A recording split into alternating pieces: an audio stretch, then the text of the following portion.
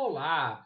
Neste vídeo iremos falar um pouquinho sobre testes e também sobre como elaborar testes, não como nós podemos escrever sobre os testes. Bom, teste é um conjunto de atividades que podem ser planejadas com antecedência e executadas sistematicamente, com o objetivo de verificar se o nosso produto, o nosso software, ele está executando conforme nós desejamos.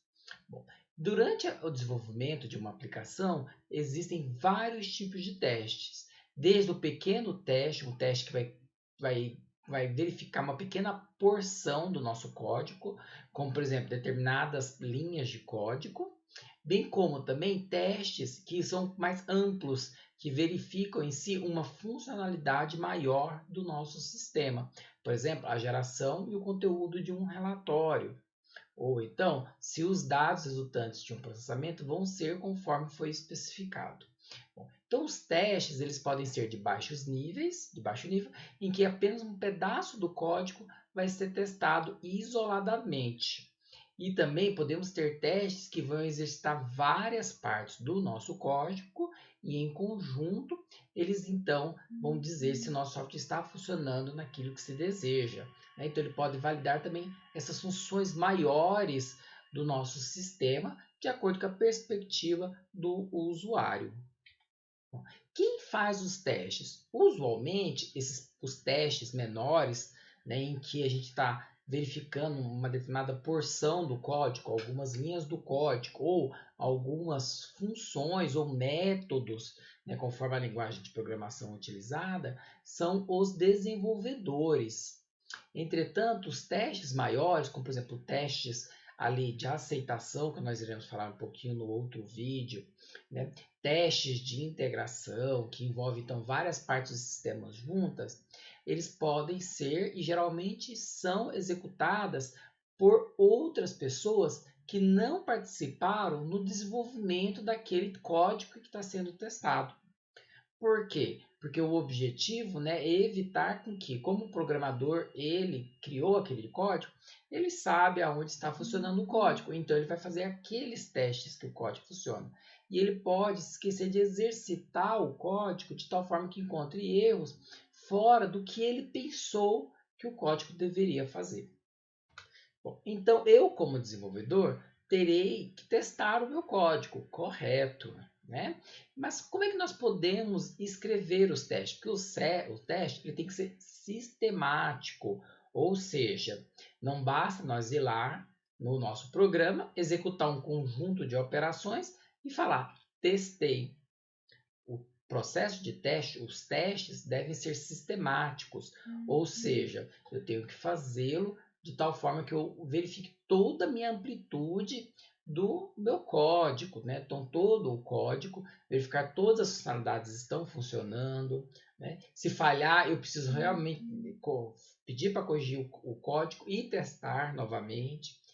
Então, não é uma atividade simples de simplesmente ir lá e fazer alguma coisinha com o programa para ver se ele está legal. Não, É uma coisa mais profunda, Então nós temos que planejar os testes e executá-los. Planejar, então, compreende em identificar o que deve ser testado, e como pode ser testado.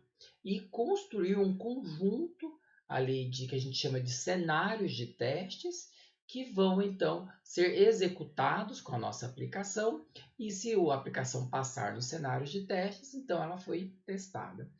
Como nós podemos escrever os cenários de testes? Bom, lembra-se que nós estudamos um pouco sobre histórias de usuário e que nós apresentamos, definimos ali, embora não seja adotado por todos, mas que é muito usado a sequência do como eu quero e para que eu quero, para escrever as histórias de usuário.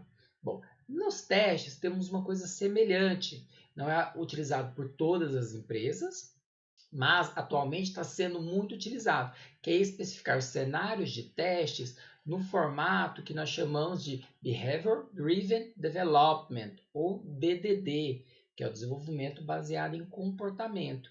Nós queremos que o nosso código ele tenha um determinado comportamento. Então, nós montamos um conjunto de cenários de testes, que aí vai depender do tamanho da nossa aplicação, que podem ser de dezenas até mesmo centenas de testes. E especificamos ele numa forma, definida, né? Que segue a seguinte sequência: dado e as informações então vão ser inseridas, quando, e aí quando que isso vai ser executado, e então qual é o resultado que o sistema tem que ter. Bom, usualmente, né, nós temos que ter coisas complexas, então nós podemos usar o conectivo e dentro desses três itens para então construir cenários mais complexos. Vamos a um exemplo? Então considere o seguinte contexto, né, em que nós temos aquele exemplo que nós estamos trabalhando na disciplina, que envolve o swap.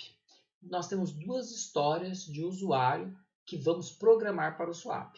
A primeira delas é: eu, como aluno, desejo visualizar a quantidade de presenças e faltas que tem em uma disciplina para melhor me organizar.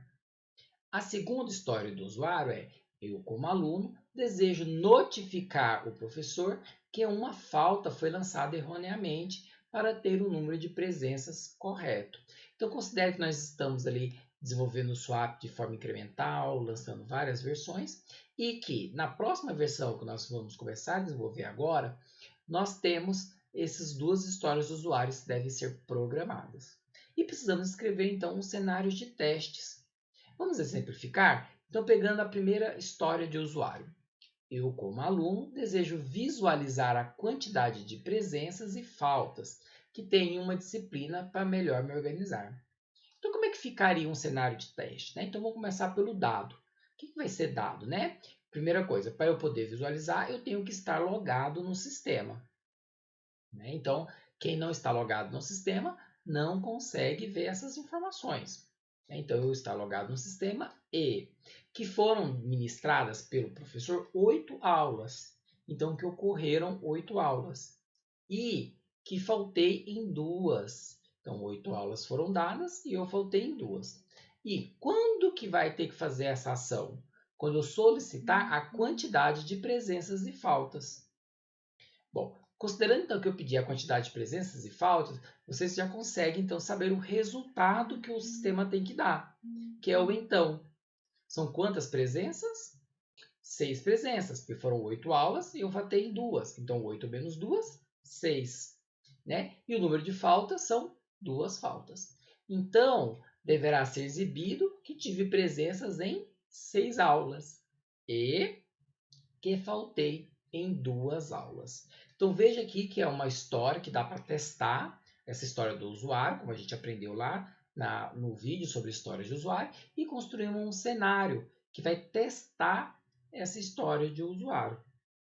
Considerando que um aluno frequenta as aulas e faltou alguns dias. E é esperado, a partir desses dados de entrada, aquele resultado. E deve ser este. Se não atender esse resultado, com essa entrada, significa que o nosso software não passou no teste.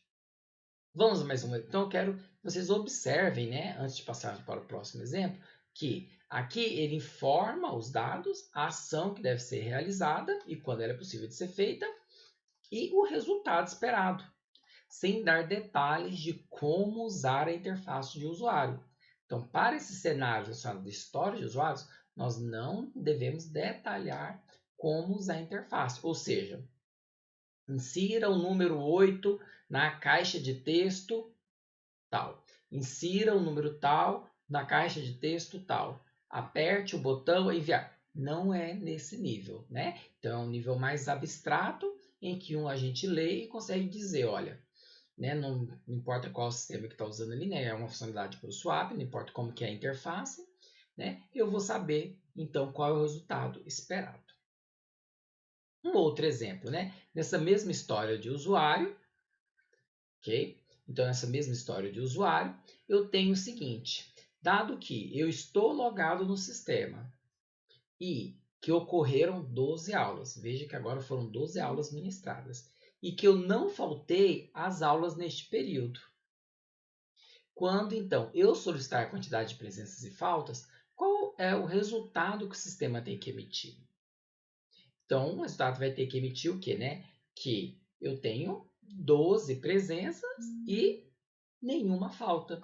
Então, aqui vai representar. No então, você está com 12 presenças e nenhuma falta. Então, nós temos este cenário de teste agora construído.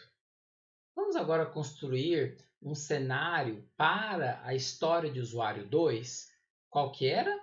Eu, como aluno, desejo notificar o professor que uma falta foi lançada erroneamente para ter o número de presenças corretos. Então, por exemplo, né, dado eu esteja logado no sistema, né, que ocorreram 12 aulas e que eu não faltei às aulas neste período. E quando eu, olhando ali a interface de alguma forma, né, constatar que a quantidade de presenças e faltas estão erradas. E então eu vou solicitar ao professor rever os números, né? De alguma forma, pode ser clicando no algum ícone na interface, né? Algum botão, alguma coisa, né? Então, mas eu vou solicitar.